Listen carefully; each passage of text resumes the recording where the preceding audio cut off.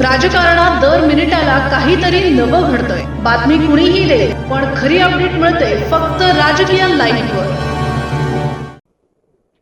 Sir, नरवडीत झुंबर साहेबांच्या कार्यालयावरती कारवाई झाली। या कारवाईची माहिती आधी मुख्यमंत्री कार्यालयात देण्यात आली होती आणि त्यानंतर एसीबीने कारवाई केल्याची माहिती समोर येते, चर्चा सुरू आहे। आता ते काय झालेलं आहे त्या प्रकरणाचा पुरेपूर आम्हाला सुद्धा माहिती नाहीये, परंतु मंत्रालयामध्ये अशा प्रकारचं जर कोणी लाचखोरी करत असेल तर त्यांच्यावर कारवाई होणे गरजेचं आहे। एक अल्पसंख्याक विभागाच्या आढाव मॅडमचा एक ऑडिओ क्लिप समोर येतोय। त्या ऑडिओ क्लिपच्या माध्यमातून 2.5 ते 3,000 संस्थांना अल्पसंख्याकचा दर्जा दिल्याचं चर्चा समोर येते त्या ऑडिओ क्लिप मधून।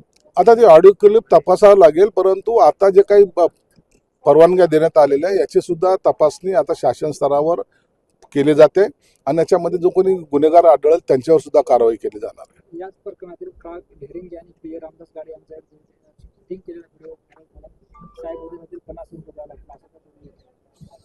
आता ह्या सर्व गोष्टी ज्या आहेत त्या तपासाचा भाग आहे। जो पण तपास पूर्ण होत नाही त्याच्यावर भाष्य करणं योग्य नाही। विमान अपघाताचा ब्लॅक बॉक्स सहजपणे नष्ट होऊ शकत नाही असं जय पवार म्हणतात आणि बेसार तात्काळ उडाणे थांबवले पाहिजे असं सुद्धा जय पवार म्हणतात।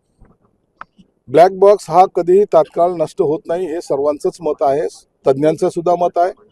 परंतु जर हा नष्ट झाला असेल किंवा आणखी त्यातला काही सापडलं नसेल तर निश्चित त्याची उच्चस्तरीय चौकशी ही सरकारने केली पाहिजे। सर, मंत्रिमंडळात मोठा फेरबदल होणार असल्याची चर्चा सुरू आहे। चर्चा हे 5 वर्ष चालू असतात, त्याला इतकं महत्व देण्याचं कारण नाही। काल रोहित पवारांनी विमान अपघात 2 संशय व्यक्त केले।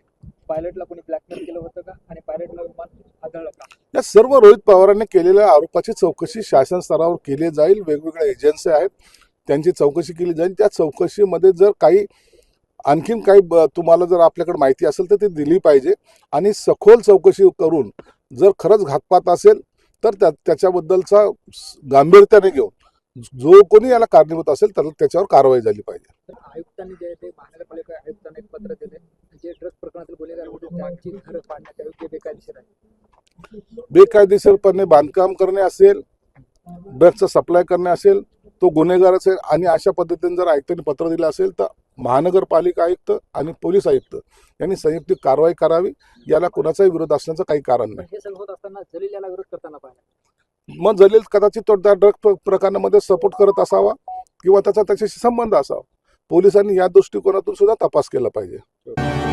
राजकीय घडामोडींचा सर्वात वेगवान अपडेट फक्त इथेच राजकीय लाईव्हवर। आमच्या YouTube चॅनलला लाईक, शेअर, सबस्क्राईब करा आणि रहा राजकारणाच्या रणभूमीवरील थेट नजरेत।